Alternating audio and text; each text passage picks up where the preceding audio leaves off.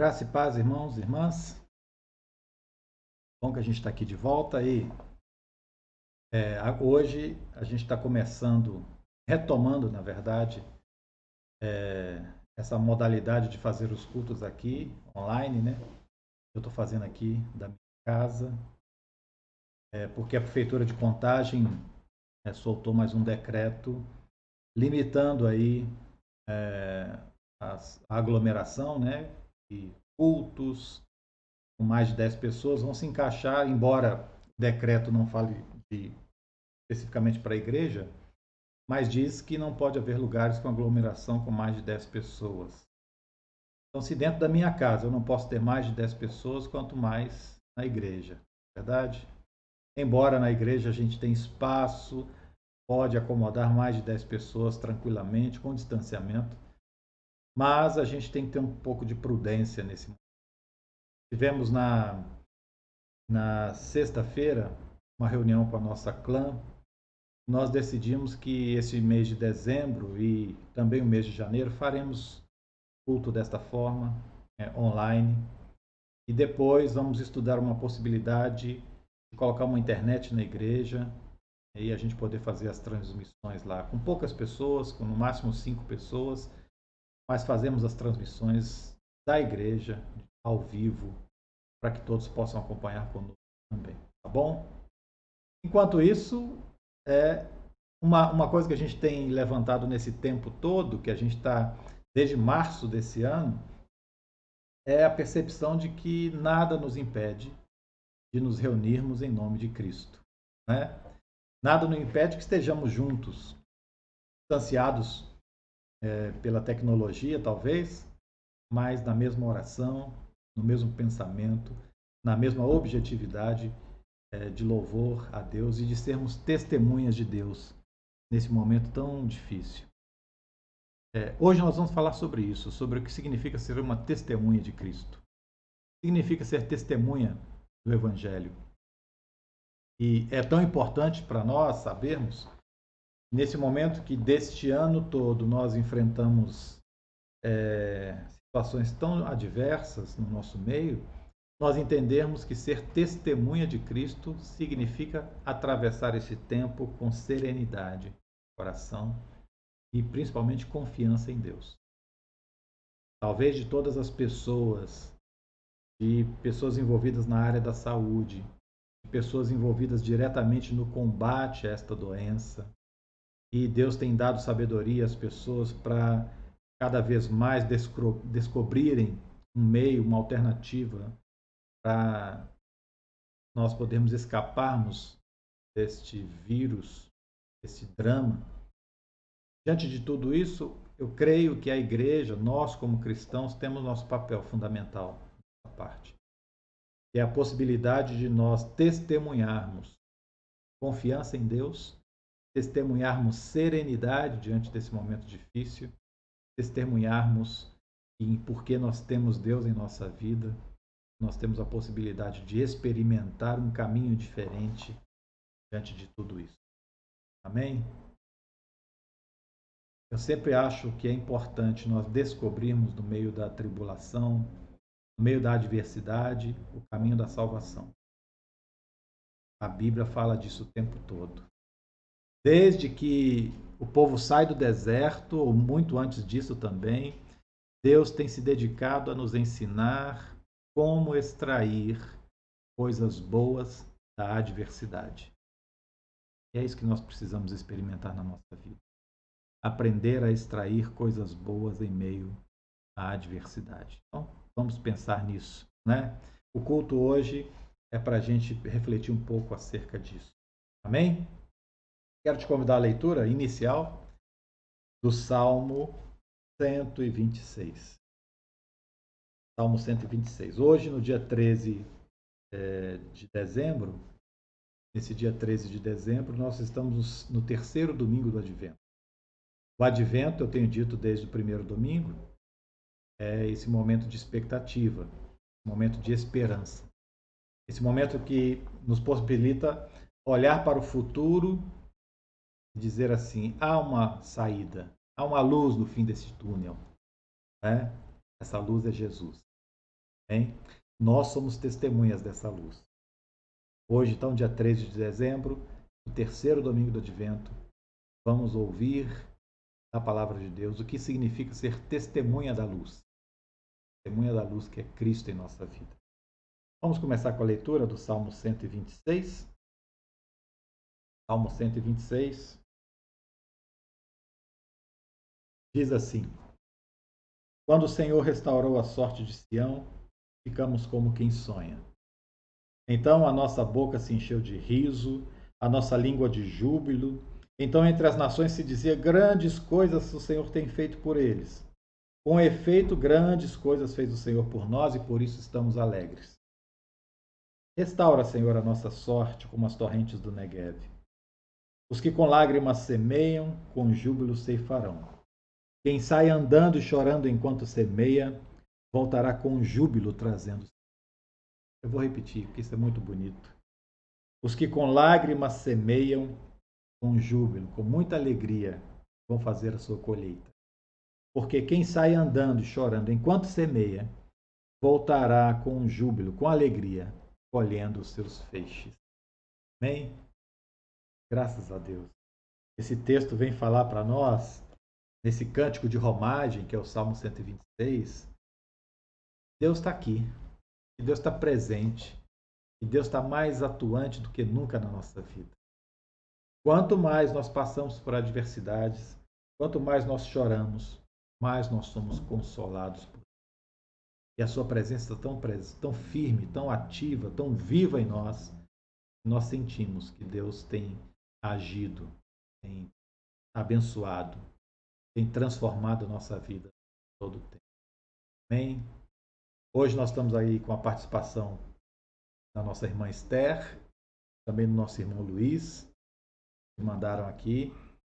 Então, nós vamos ouvir aqui a nossa irmã Esther cantar o hino do Inário, que nos arremete ao quanto esse pastor divino tem abençoado a nossa vida, estado conosco.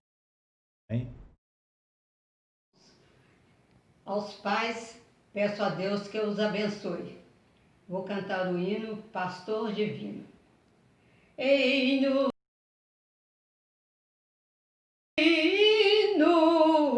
todos juntos no lugar, como ovelhas congregados,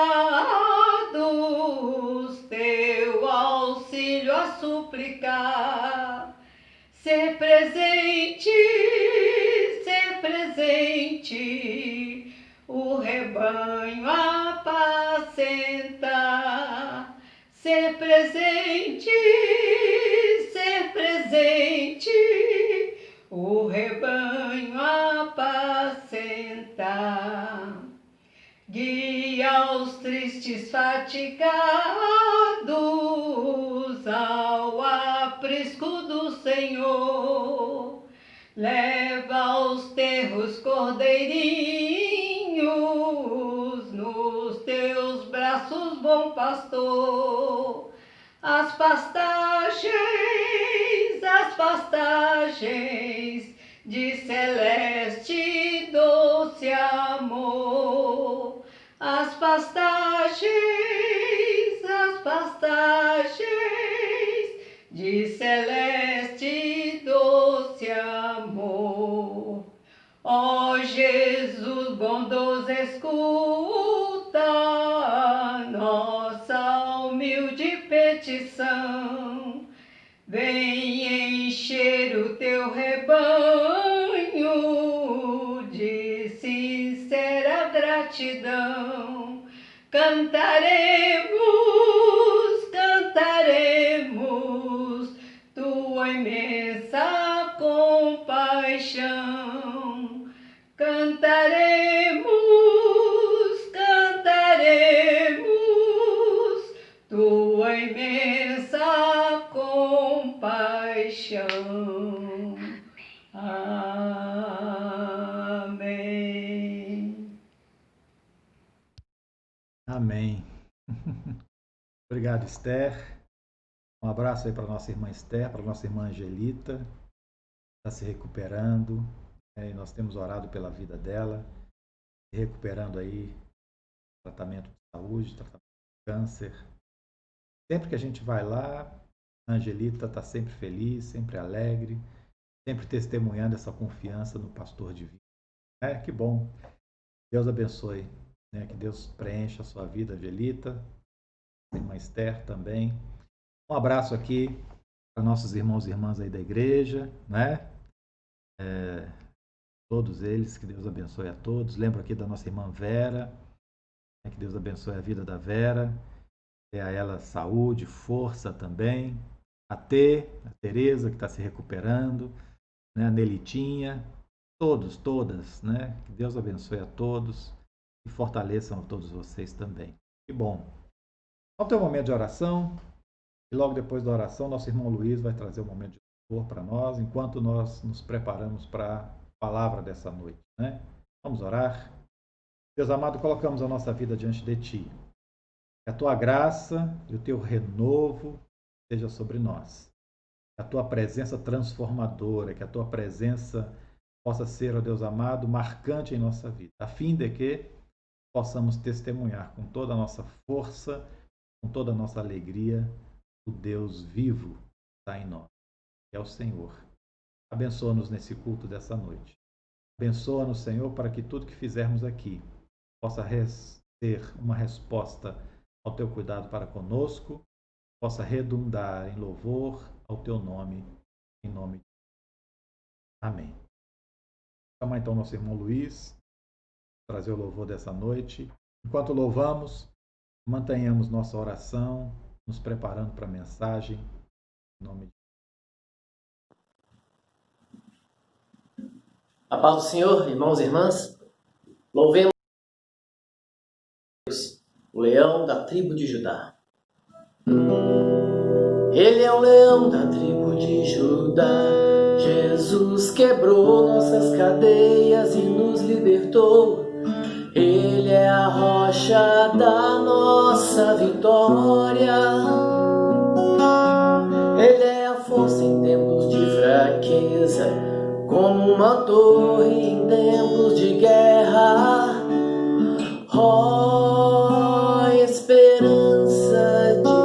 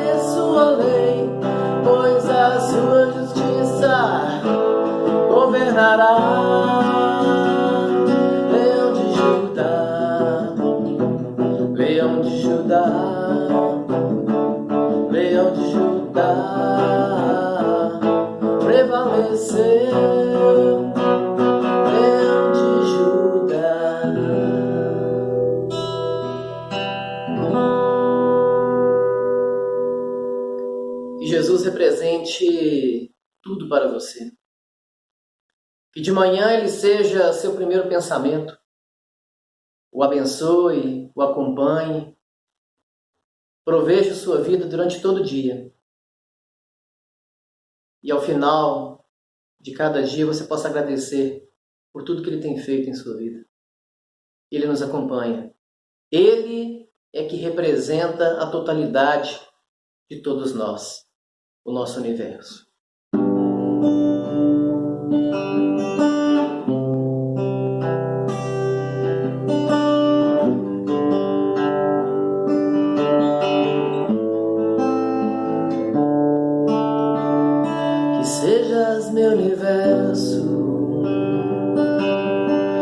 quero dar-te só uma parte do meu tempo.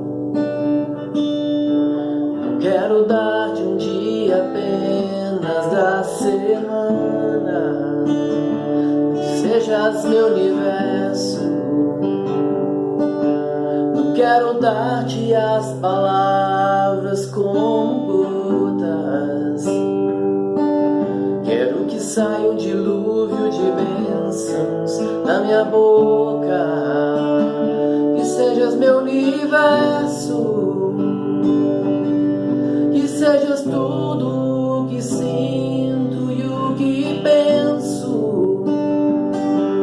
Que de manhã seja o primeiro pensamento e a luz em minha janela. Que sejas meu universo, que enchas cada um dos meus pensamentos. Que a tua presença e o teu poder sejam alimento. Jesus, esse é o meu desejo. Que sejas meu universo. Não quero dar-te só uma parte dos meus anos. Te quero dono do meu tempo e dos meus planos. Que sejas meu universo. Não quero a minha vontade, quero agradar-te. E cada sonho que há em mim quero entregar-te. Que sejas meu universo. Que sejas tudo o que sinto e o que penso. Que de manhã seja o primeiro pensamento e a luz em minha janela. Que sejas meu universo. Enchas cada um dos meus pensamentos. Que a tua presença e o teu poder sejam alimento. Jesus, esse é o meu desejo.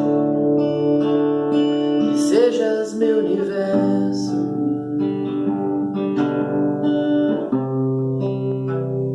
Que sejas meu universo. Seja, Senhor, tudo para as nossas vidas. Que nos abençoe, que nos guarde e derrame toda sorte de bênçãos para que todos reconheçam que é Senhor em nossas vidas. Amém.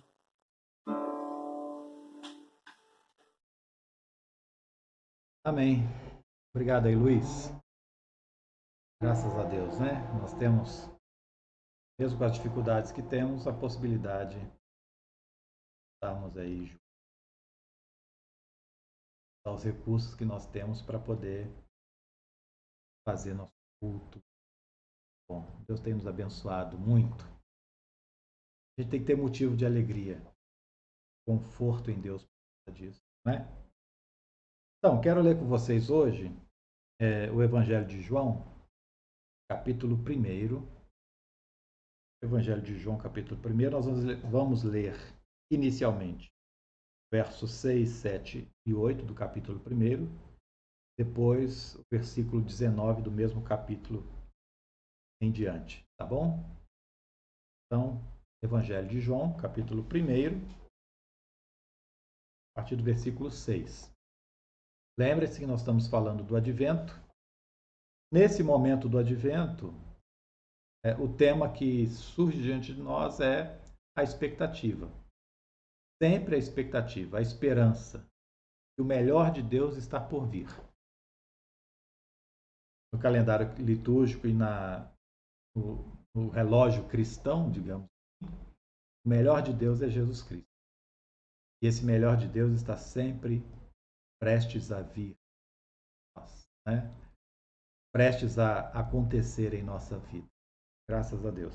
Então vamos, Evangelho de João, capítulo 1, versículo 6, diz assim: houve um homem enviado por Deus, cujo nome era João.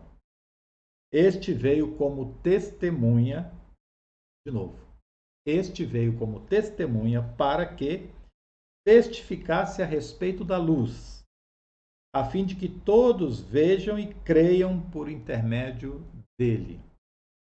João. Ele não era a luz, mas veio para que testificasse da luz. Agora, versículo 19, capítulo 1, versículo 19.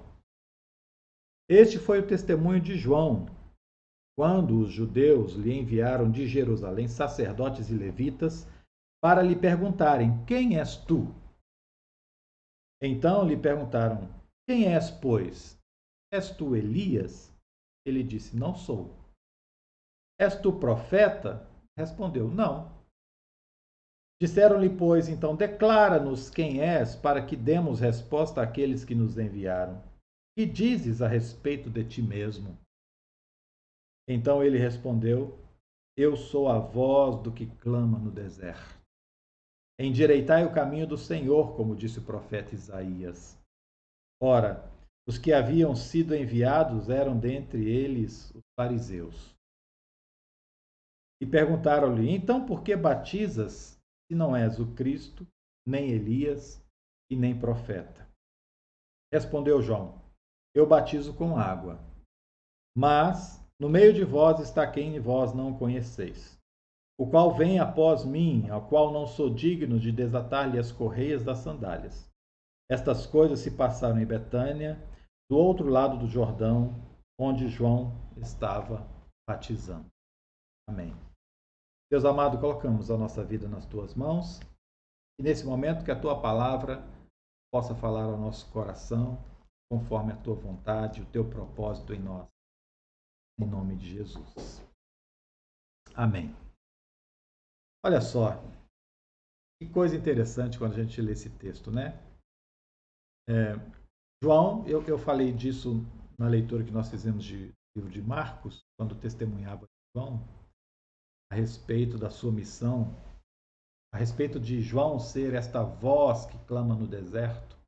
E a mensagem dele era só uma, né? Prepara o caminho do Senhor. Abra uma brechinha que seja, para que Deus possa vir, atuar, transformar, renovar a sua vida, mudar o seu rumo. Essa era a mensagem de João.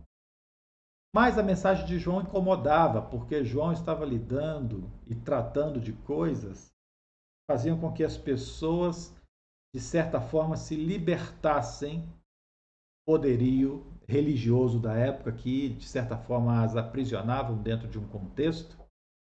E ele estava dizendo, o que precisa é arrepender-se, ser batizado e deixar que Deus agora habite no seu coração de forma plena e abundante. É interessante que quando João começa a fazer isso, e o texto está mostrando, né, a partir do verso 6, capítulo 1, um homem enviado por Deus e o seu nome era João. Só isso. O texto aqui não se preocupa em dizer quais os títulos esse homem tinha, qual era a sua classe social, qual era o seu contexto familiar. Está dizendo, a única coisa, ele era enviado por Deus e seu nome era João. Veio como testemunha para que testificasse da luz, para que todos pudessem, através dele, crer. Ele não era a luz, mas veio para que testificasse da luz. Olha que coisa interessante. E aí, quando João começa a trazer esse testemunho, ele começa a incomodar e as pessoas começam a vir até ele, enviados pelos escribas, pelos fariseus, pelos sacerdotes da época, porque eles diziam, nós queremos saber quem é esse homem. Então o texto dá a entender que João não era uma figura muito conhecida, embora eu disse no domingo passado que ele era filho de sacerdote, né, filho de Zacarias, e ele, pela linhagem do seu pai, ele teria toda a chance, todo o direito de exercer o sacerdócio no templo. Mas João, na sua mocidade, prefere fugir para o deserto e viver uma vida separada no deserto, distante de tudo, alienado daquele mundo, daquelas premissas que ele tinha como herdeiro de um sacerdote. E, de certa forma, parece que isso fez com que as pessoas esquecessem quem era esse João. E agora, quando ele regressa, anunciando e testemunhando, começando a dar testemunho, os judeus lhe enviam de Jerusalém, vindo de lá da corte, algumas pessoas amando dos sacerdotes e fariseus da época. Dizem, quem é você? E aqui eu acho que está o ponto central que esse texto quer trabalhar com a gente. Sobre o que significa ser testemunha de Cristo. Ou, para usar a linguagem do texto, o que significa ser testemunha da luz. Sabe o que eu fico observando? E às vezes a gente vai a algum congresso, ou a gente vai em uma igreja, ou a gente vai ver alguma palestra. E a primeira coisa que as pessoas vão fazer neste lugar é anunciar qual é o currículo desse palestrante, desse pregador, desse professor, né? E aí, de uma forma muito pomposa, né, coloca-se lá todas as atividades, as descrições do que esse homem é, qual é o currículo. E, de certa forma, o currículo antecede a pessoa, né? É o modelo que a gente está acostumado, isso não é da agora, isso é do tempo até muito antes de Jesus. O currículo naquela época era qual era a linhagem dessa pessoa. Ele é filho de quem? Ele é neto de quem? Que família lhe pertence? Quais são os feitos dos seus antepassados? Qual é a sua genealogia? Esse era o currículo mais importante que alguém podia ter quando se descrevia que essa pessoa vinha de uma linhagem importante da sociedade, que tinha fatores importantes a serem considerados na sua vida. Hoje também isso acontece. E às vezes parece que é mais importante o currículo que se apresenta do que aquilo que a pessoa vai falar, né? Mas quando a gente vê em João Batista, e no texto que a gente está aqui entendendo hoje, primeiro capítulo de João,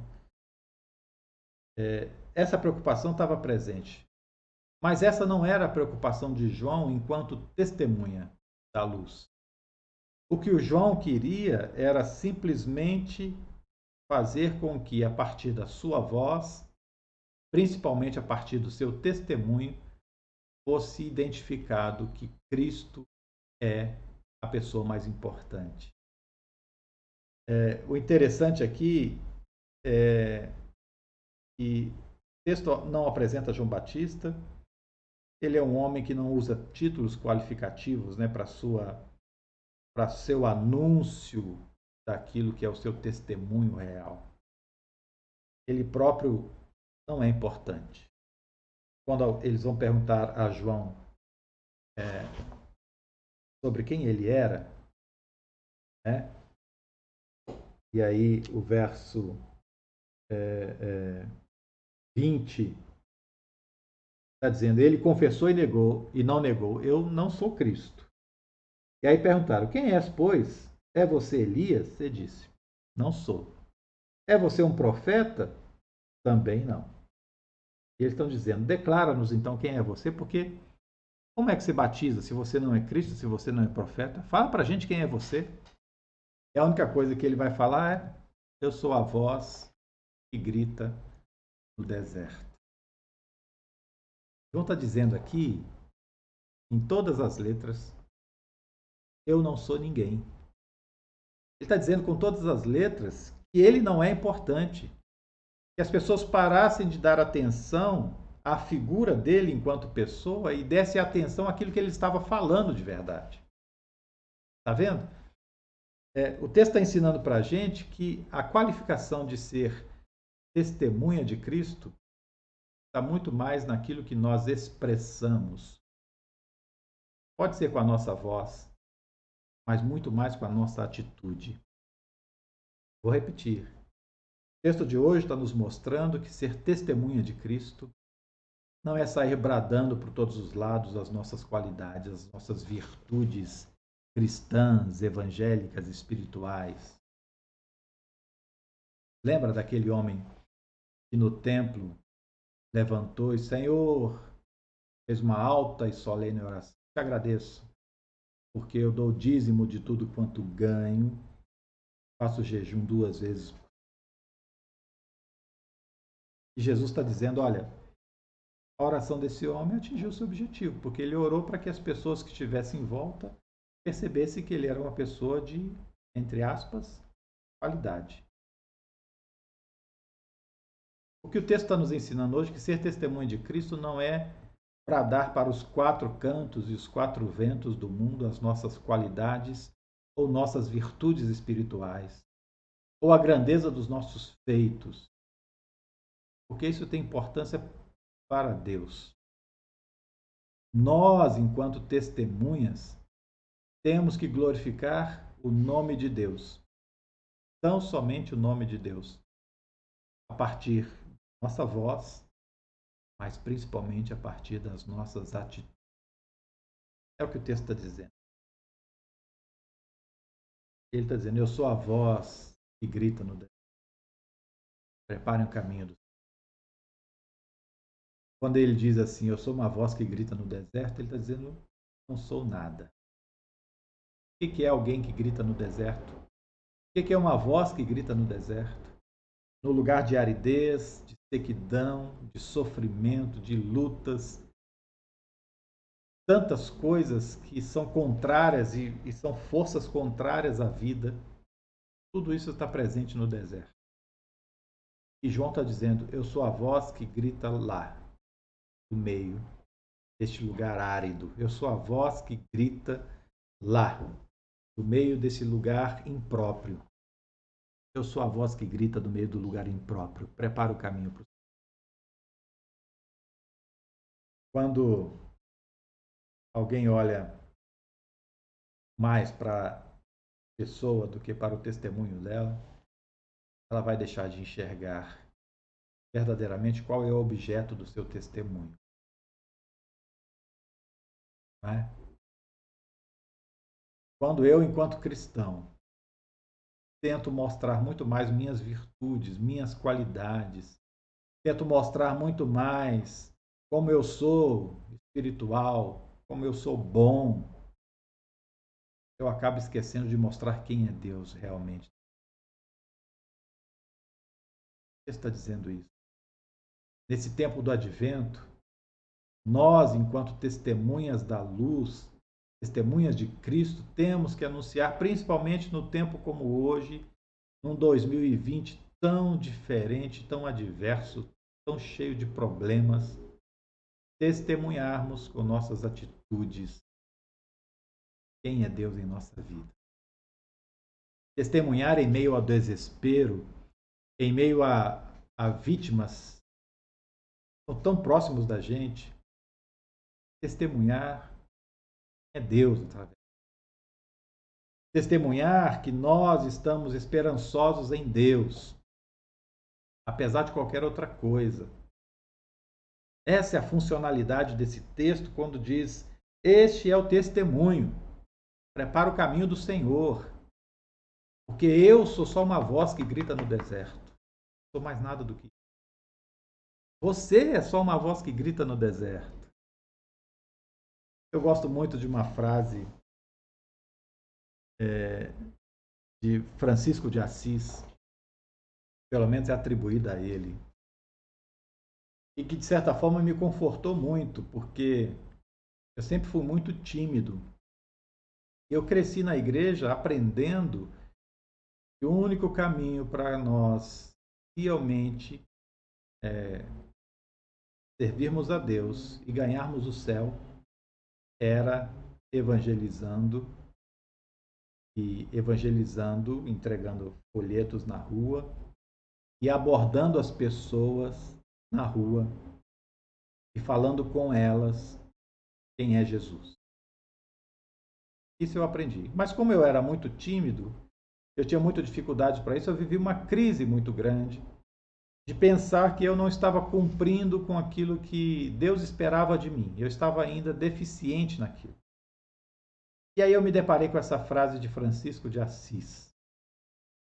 Diz assim, pregue o evangelho de todas as formas, todos os jeitos, com toda a sua força, com toda a possibilidade que você tem. Se for preciso, use as palavras. Eu preciso repetir isso. Pregue o Evangelho com todas as suas forças, com todas as suas possibilidades, com todos os modos, com todas as maneiras que você tem para pregar. E se for preciso, use as palavras. Francisco está dizendo para nós que o testemunho da ação de Deus precisa estar muito mais impregnado naquilo que as pessoas veem em nós do que o que elas ouvem de nós. Aquilo que as pessoas veem em nós deve ser objeto do nosso testemunho, do que Deus significa em nossa vida, do que Deus representa em nossa vida. Não adianta eu dizer que sou cristão e na primeira dificuldade eu me desespero, eu crio tensões, eu crio dificuldades. Não adianta. O texto quer mostrar para a gente que as pessoas precisam conseguir enxergar quem é Deus a partir do meu modo de ser, do meu modo de viver, do meu modo de existir. E aí não será preciso que alguns recursos sejam usados, como eu já vi muitos usarem, que é pregar doutrinas, porque o verdadeiro testemunho de Deus não precisa pregar doutrina, ele convida as pessoas a acreditarem em Cristo a partir das suas atitudes, das suas ações. O verdadeiro testemunho, ele não precisa dizer muita coisa, mas ele contagia com a sua vida as pessoas. O verdadeiro testemunho de Cristo, da luz de Cristo, ele não culpa ninguém, ele não condena ninguém, mas ele desperta interesse para que as pessoas queiram saber quem é Jesus, para que as pessoas queiram mudar de vida e para que as pessoas queiram confiar. O verdadeiro testemunho é aquele que abre caminhos para o Senhor. É isso que João Batista está dizendo. É isso que o Evangelho está dizendo sobre essa testemunha chamada João. É que esse homem não precisava muito falar grandes coisas, mas o seu testemunho de vida já dava sinais e exemplos de quem era o Deus de que ele falava. Quem era o Deus de que ele testemunhava com a sua voz do deserto. Era o Deus que trazia vida plena. E é por isso que o testemunho de João é tão impactante na vida daquele povo, naquele tempo. Porque João falava de algo que vinha da sua alma, do coração, da sua vida, e isso contagiava as pessoas. O desafio para nós hoje, meus irmãos e irmãs, enquanto cristãos, é que nós também possamos ter capacidade de contagiar as pessoas com o nosso testemunho. Nós sejamos essa voz que grita no deserto. Nós sejamos essa voz que testemunha vividamente a ação transformadora de Deus. É isso que Paulo dizia nas suas pregações. Sejam meus imitadores, como eu sou imitador de Cristo. Paulo está dizendo, pode me copiar. Parece um pouco ousado, né? Parece um pouco abusado. Mas Paulo tinha tanta convicção, tanta certeza de que ele estava seguindo a Deus e a Cristo de uma forma tão correta, que ele dizia assim, olha só, imita o que eu estou fazendo, que você já está indo bem. Pode me imitar. Seja meu imitador como eu sou de Cristo. Este é o verdadeiro sentido por trás de ser um testemunha de Cristo. E aí, esse texto vem tão forte falar com a gente do tempo que a gente está vivendo, né?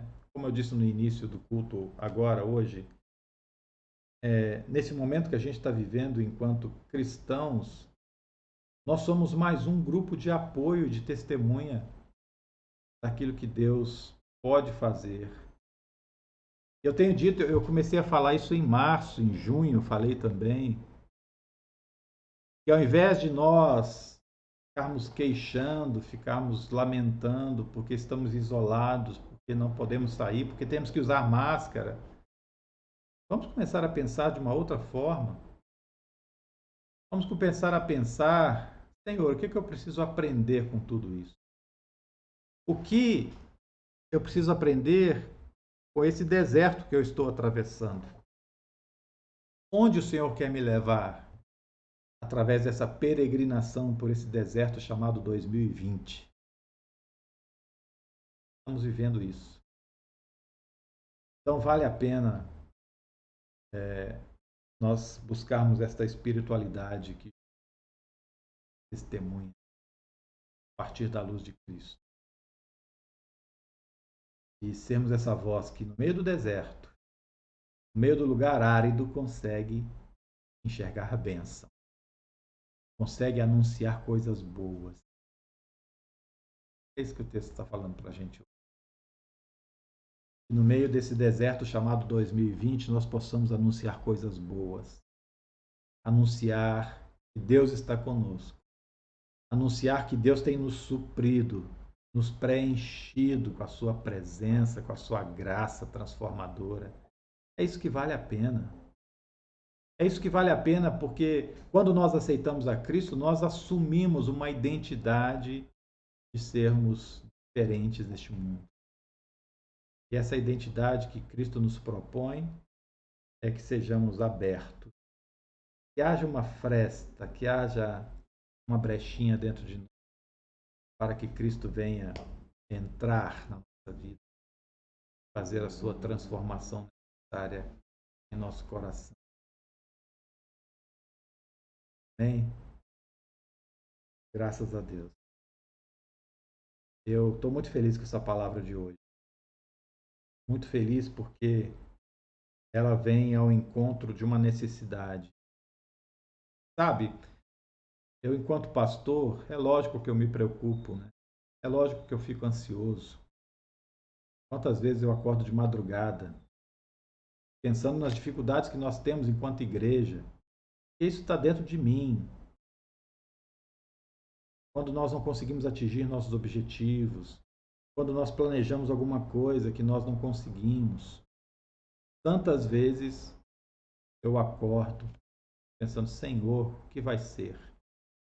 Mas aí eu consigo, no meio dessa tensão, ou no meio dessa dificuldade, ouvir como uma brisa suave nos meus ouvidos, Deus me falando. Por que você está preocupado? Eu sou o dono dessa obra. Por que você está preocupado se eu estou no contexto desta caminhada? E aí eu tenho aprendido que a preocupação, é lógico, esse ocupar-se antecipadamente de uma coisa antes que ela esteja de fato acontecendo, não nos leva a lugar nenhum. Mas a esperança é o contrário da preocupação. A esperança, a expectativa, nos leva a enxergar a solução ao invés de enxergar o problema.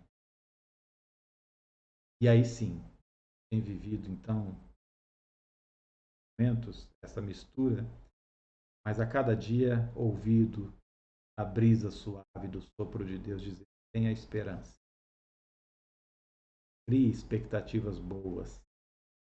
Tudo se transformará. Hein? Vamos pensar nisso? Vamos encher nosso coração de coisas boas, de coisas maravilhosas, coisas que realmente valham a pena. É lógico que a gente não tem que, nesse momento, ser irresponsável e dizer assim, deixa a coisa acontecer. Não. A gente tem que ter esperança. E na Bíblia, a palavra esperança não quer dizer uma atitude de passividade. A palavra esperança está muito mais perto de uma outra palavra que a gente interpreta mal, que é chamada de utopia. A palavra utopia e esperança na Bíblia é uma expectativa de que a coisa vai melhorar. Mas enquanto ela não melhora, eu me mantenho firme, não me abalo. E essa expectativa, esta utopia, esta esperança me movimenta a buscar a solução, a buscar então uma atitude, a buscar então uma resolução para isso, a partir da fé, da confiança em Deus e dessa expectativa e esperança no que Ele pode fazer por nós. Então, possamos nos encher do sopro de Deus em nós nessa noite. E ao nos preenchermos disso, vivermos essa vida de esperança, de expectativa, sempre testemunhando essa luz brilha. Amém? Deus te abençoe. Você tem uma semana preenchida pela graça de Deus. Você tem uma semana maravilhosa. Que Deus te preencha a cada dia. Passos da sua vida, do seu coração, dando expectativas boas. Ele é Deus. Ele é a luz. E eu e você somos pequenas testemunhas que Deus pode fazer neste mundo. Amém? Vamos ter mais um momento de oração, encerrando esse momento de culto. Agradeço aí cada irmão e irmã que está presente, que nos assiste. Não vou falar aqui o nome de todos, mas que Deus abençoe. Deus esteja com você. E nesse momento e nesse dia tão especial, essa palavra fique marcada no seu coração, na sua vida. Estamos aí com alguns irmãos lá em Juiz de Fora, nos assistindo, em outros também em outros lugares. Que Deus abençoe a todos. A graça de Deus seja sobre todos. Vamos orar? Obrigado, Senhor, por este momento especial, por essa noite, pela Tua palavra que vem nos dar força e nos encher de ânimo nesses momentos difíceis. Nós oramos para que o Senhor nos fortaleça a cada dia, que a Tua presença nos revigore em todo o tempo. Que a Tua graça, Senhor, seja superabundante em nossa vida e que possamos sempre, a partir do testemunho, anunciar aquilo que o Senhor faz em nossa vida, na vida da Tua igreja. Em nome de Jesus. Abençoa nossos irmãos e irmãs, abençoa essa semana que começa hoje. Que a Tua graça nos preenche em todo o tempo. Assim nós oramos, Senhor, em nome de Jesus. Amém. Amém. Deus te abençoe. Te dê uma boa semana. Te encha de paz, de alegria e de vida, em nome de Jesus. Até mais.